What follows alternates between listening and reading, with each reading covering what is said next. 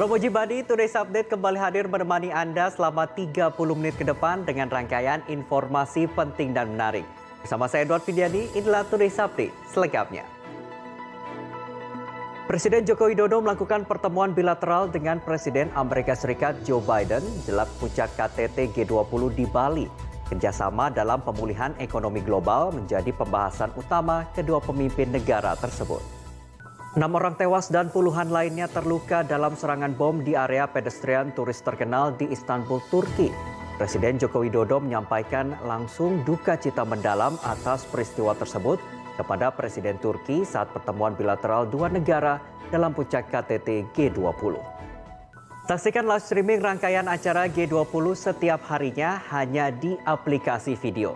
Kita beralih ke informasi selanjutnya, Forum B20 dihelat di tengah-tengah penyelenggaraan KTT G20 di Bali.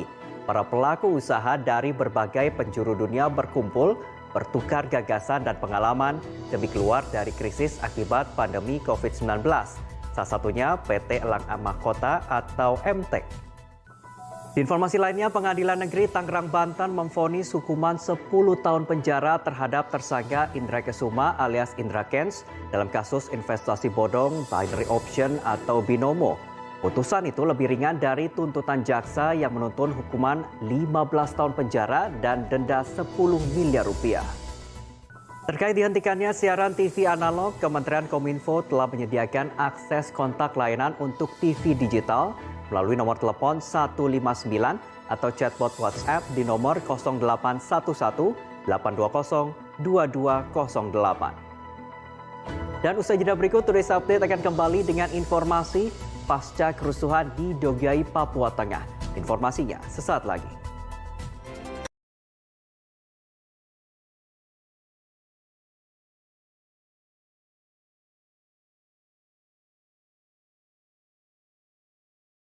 Anda masih bersama kami dalam Today's Update. Pasca kerusuhan di Dogiai, Papua Tengah, 5 pekerja jalan hingga Senin malam masih belum ditemukan. Polda Papua telah mengerahkan 1 kompi Brimob ke Kabupaten Dogiai dan memastikan situasi aman.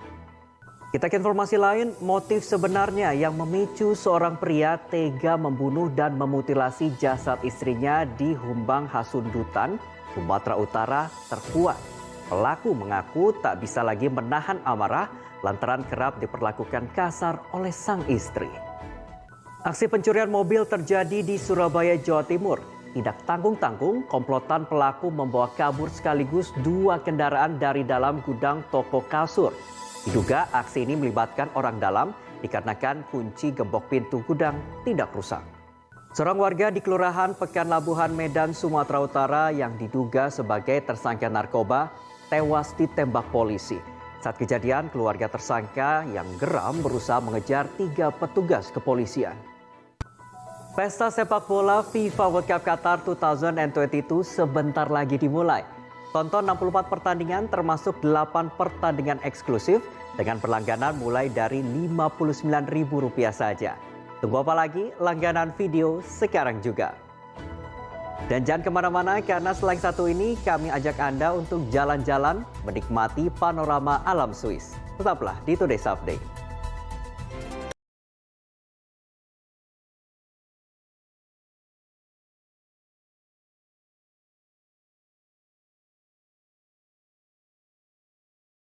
Anda masih bersama saya Edward Fidiani dalam Today's Update.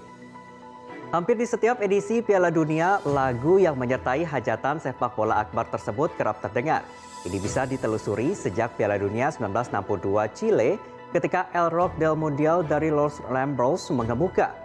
Dan tren tersebut rupanya berlanjut pada edisi-edisi berikutnya. Popularitas sebagian lagu resmi Piala Dunia kadang melejit dan Piala Dunia 2010 memperlihatkan bahwa lagu Waka Waka yang dibawakan oleh Shakira cukup menyita perhatian dunia. Dan tahun ini ada beberapa lagu resmi yang diluncurkan seperti Haya Haya, Better Together, Da Arbo, hingga Like the Sky. Kini member boyband asal Korea Selatan BTS John Jungkook resmi ambil bagian dalam soundtrack Piala Dunia Qatar 2022. Dan tak hanya menjadi penyumbang lagu, Jungkook juga akan tampil dalam pembukaan pesta sepak bola terbesar tersebut.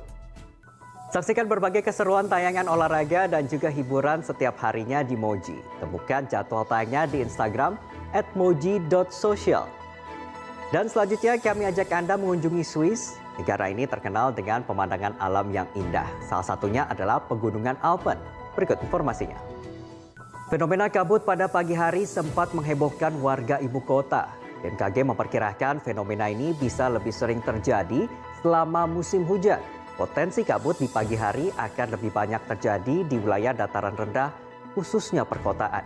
BMKG pun mengimbau masyarakat untuk waspada karena munculnya kabut akan mengurangi jarak pandang pengemudi.